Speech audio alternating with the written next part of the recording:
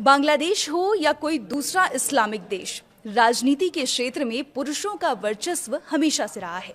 पुरुषों की सियासत में बांग्लादेश की दो धुरंधर महिलाओं ने अपनी राजनीति की पुरुष वर्चस्व, सैन्य दखल, इस्लामिक कट्टरपंथ और राजनीतिक हिंसा वाले बांग्लादेश की राजनीति करीब 30 साल तक दो महिलाओं के इर्द गिर्द घूमती रही। एक खालिदा जिया, दूसरी शेख हसीना।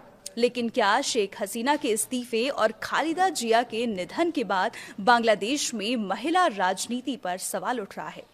आज की वीडियो में बात होगी बांग्लादेश की खालिदा जिया और शेख हसीना की। आप देख रहे हैं न्यूज़ 18 का डिजिटल प्लेटफॉर्म और मैं हूं आपके साथ पल्लवी त्रिपाठी।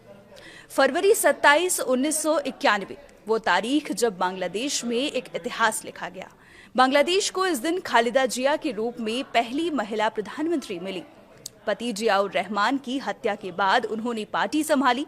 एक गृहिणी से प्रधानमंत्री बनकर वो एक मजबूत मिसाल बनी। 2001 में दोबारा सत्ता में लौटी। 2006 तक प्रधानमंत्री रही। खालिदा जिया की तरह राजनीति की दूसरी धुरी थी शेख हसीना।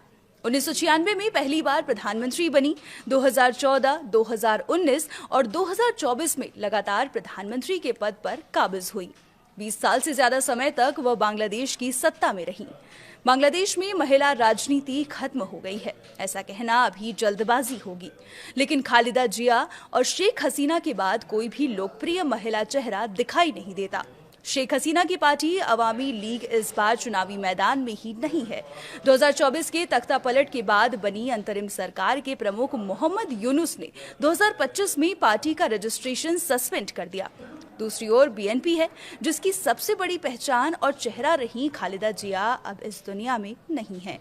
खालिदा जिया के बाद बीएनपी के पास भी कोई मजबूत महिला नेता नहीं है। उनकी 28 वर्षीय पोती जाइमा रहमान का नाम जरूर चर्चा में है।